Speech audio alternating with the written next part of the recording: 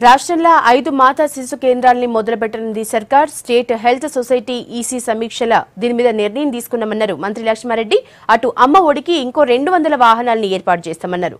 Rural health machine తోటి వస్తున్న నిధులతోటి ఇంకెన్ని కార్యక్రమాలు చేయాలని మీటింగ్లో నిర్ణయించారు.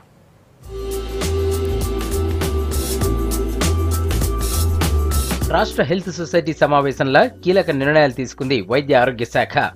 అమ్మ ఒడికి అదనంగా 200 వాహనాలు, మరిన్ని మందులు, పరికరాలకు అవసరమైన అనుమతులు తీసుకుంది. హెల్త్ మినిస్టర్ లక్ష్మారెడ్డి అధ్యక్షతన హైదరాబాద్ వెంగళరావు నగర్ల Indian institute of health and family వెల్ఫేర్లో జరిగిన మీటింగ్ల 1248 ఉద్యోగాలు నింపాలని నిర్ణయించారు.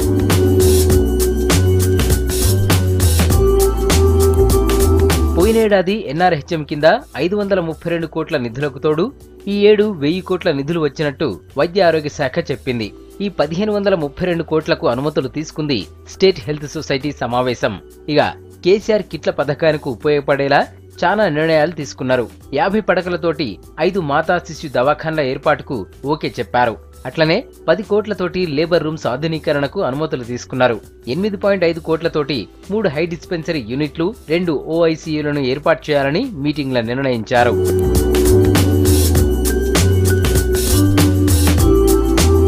ఇక వ్యాధుల నివారణకు జిల్లాకు ప్రత్యేక కేంద్రం ఏర్పాటుకు ప్లాన్ చేస్తున్నారు. పిల్లల ఆరోగ్య పరిరక్షణ చర్యల మీద కూడా మాట్లాడారు state health society. 12 mother care యూనిట్లు, 22 డయాలసిస్ యూనిట్లు, 12 డిఈఐసీలు, నీలోఫర్ హాస్పిటల్ ఏర్పాటుకు ప్లాన్ చేస్తున్నారు. 2 బ్రెస్ట్ మిల్క్ బ్యాంకులు, 10,000 పిల్లలకు న్యూబార్న్ స్క్రీనింగ్లు చేయడానికి 7 ఎస్ఎస్సీయూలను ఏర్పాటు చేయాలని నిర్ణయించారు.